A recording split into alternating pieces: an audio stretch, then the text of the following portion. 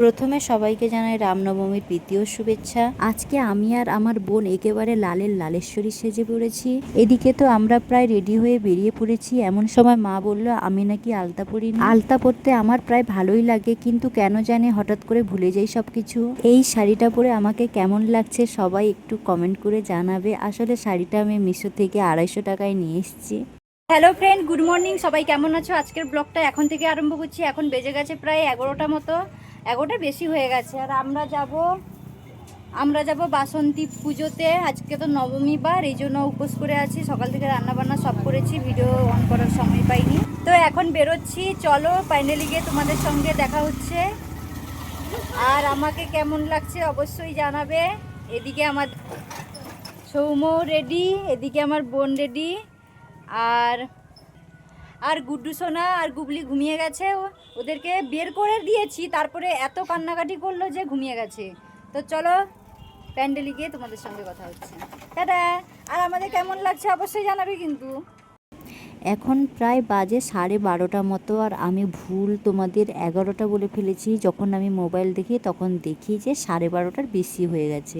আর তোমরা তো দেখেই বুঝতে পারছো যে কতটা রোদ, রাস্তায় তো পা ফেলাই যাচ্ছে না। গুড্ডু সোনা আর গুবলিকে চান টান করে রেডি করে দিয়েছি, তারপরে তাদের ঘুম চলে এসছে। তো মা বললো তাদেরকে না হয় ঘুম করিয়ে দাও, আমি আছি। তারপর আমরা দুলতে দুলতে স্কুটি নিয়ে যাচ্ছি। দুলতে দুলতে বলবো না, তোমরাই দেখো আমাদের রাস্তাটা কতটা খারাপ হয়ে গেছে। গাড়ি তো ঝনঝন ছনছন আওয়াজ করে এখন। আজকে তো সকাল থেকে উঠেই আমার অনেক কাজ ছিল। প্রথমেই আমি চান টান করে রান্না বসিয়ে দিয়েছি, কারণ রান্নাটা আগে না শেষ করলে গুড্ডু আর গুবলিকে নিয়ে একা পারবো না। আজকে কি রান্না করলাম সবটাই তোমাদের সঙ্গে শেয়ার করব। আগে পুজোটা দিয়ে আসি, তারপর তোমাদের দেখাবো আমরা কি রান্না করেছি। এখন একটু পুজো দেওয়ার জন্য বাতাসা নেব, আর তেমন কিছু নেই। তারপর আমরা বাতাসা 100 গ্রাম নিয়ে পুজোর উদ্দেশ্যে বেরিয়ে পড়লাম। জানো তো আমরা এখানে প্রায় পুজো দিতে ছোটোবেলা থেকেই আসি। আর এখানে অন্নভোগও খাওয়ানো হয়। আজকে তো নবমী, আজকে খাওয়াবে না, কালকে দশমী, কালকেই দুপুরে খাওয়াবে। তো কথা বলতে বলতে প্যান্ডেলের কাছে প্রায় পৌঁছেই গেলাম।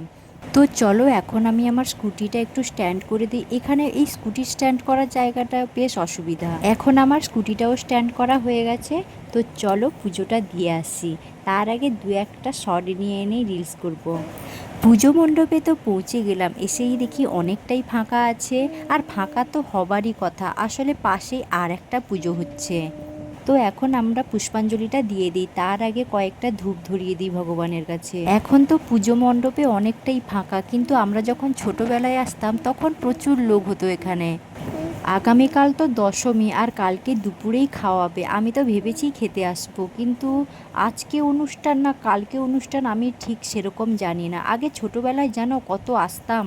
এখানে ঘর হওয়ার পরেও আমি অনেকবার এসেছি। এই গুড্ডু যখন 2 বছর হলো, আর তার আগের 1 বছর, এই 3 বছরই মনে হয় আমি অনুষ্ঠান দেখিনি, কিন্তু পুজো দিতে এসেছি এবং দুপুরে খেতেও এসেছি। এবছরও আমার অনুষ্ঠান দেখা হবে না। গুড্ডু যতক্ষণ না আরও 2 বছর হচ্ছে, আমি কোনো রকম অনুষ্ঠান মনে হয় আর দেখতেই পাবো না। তো এখানে দেখতেই পাচ্ছ আমার সৌম্য এখন আইসক্রিম খাওয়ার জন্য কান্নাকাটি করছে, কিন্তু এর এতটা পরিমাণে কাশি হয়েছে নিজেও ঘুমোয় না, কাউকে ঘুমোতেও দেয় না। তো এখন আমরা বেরিয়ে এসেছি। হ্যাঁ, সৌম্যকে কিন্তু আইসক্রিম কিনে দেইনি, জানো রাত্রে ঘুমোতেই দেয় না, নিজেও ঘুমোয় না, তেমনি খকর খকর কাশতে থাকে। আজকের আবহাওয়া কিন্তু প্রচুর গরম ছিল, রাস্তায় তো পা ফেলাই যাচ্ছিল না। তো এখন দেখতে পাচ্ছ কটা বেজে গেছে, প্রায় 1:30টা বেজে গেছে। এসে যখন দেখি গুড্ডু সোনা সেরকমই ঘুমিয়ে আছে। আর চলো আমাদের বাড়িতে কি রান্না হয়েছে তোমাদের দেখাই। আজকে আমাদের বাড়িতে রান্না হয়েছিল লুচি, পটল আলুর তরকারি, আর একটা সিমুই। তো চলো আর বেশি কথা বলবো না, আমারও খিদে পেয়ে গেছে, আমি প্রচুর ক্লান্ত। গুড্ডু যখন ঘুমিয়ে আছে আমিও একটুখানি ঘুমিয়ে যাব। তো তাড়াতাড়ি বেড়ে ফেলে আর খেয়ে নিই। আর ভিডিওটি ভালো লাগলে অবশ্যই লাইক কমেন্ট শেয়ার কিছুই করতে ভুলবে না, কিন্তু অবশ্যই করে দিয়ে যাবে। আর যারা এখনও ফলো করনি প্লিজ ফলো করে দিয়ে যাবে।